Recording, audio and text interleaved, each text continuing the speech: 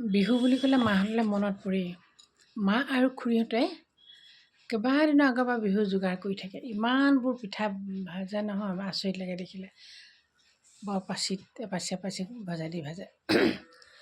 আমাৰ পাকঘৰটো আৰু খুৰীহঁতৰ পিঠা ভজা ৰুমটো দেশীঘৰৰ কাষত এটা ৰুম আছে, তাতেই ভাজে ওচৰা ওচৰি। গতিকে কথাও পাতি থাকিব পাৰে আৰু ভাজিও থাকে। যাৰ আগধৰি হয় তেওঁ গৈ ইগৰাকীক সহায় কৰি দিয়েগৈ। আমাৰ মায়ে পিঠা ভজাৰ পিছত খুৰীহঁতৰ সুতুলা পিঠা ঘিলা পিঠা সানি দিবলৈ আহে, সাজি দিয়েহি। এজনে সাজি গ'লে এজনে ভাজি গ'লে সোনকালে হয়। এইবোৰ সৰুৰে পৰা দেখি শুনি আমাৰো টোপনি নাইকিয়া, আমি বহি থাকোঁ।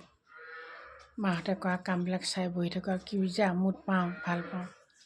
আৰু সেই পিঠা ইমান ধুনীয়াকৈ থৈ দিয়ে, বগী টিঙত ভৰাই ক'ত থয় আৰু দিয়েও নহয় পৰিয়ালক।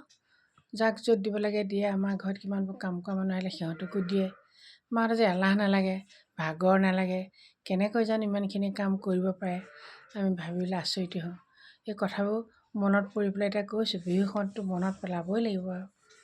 মা, ডাঙৰ খুৰী, সৰু খুৰী এইকেইগৰাকী বহুত এইবিলাক কামত পাৰ্গত আছিল, সেইকাৰণে ভাল লাগে।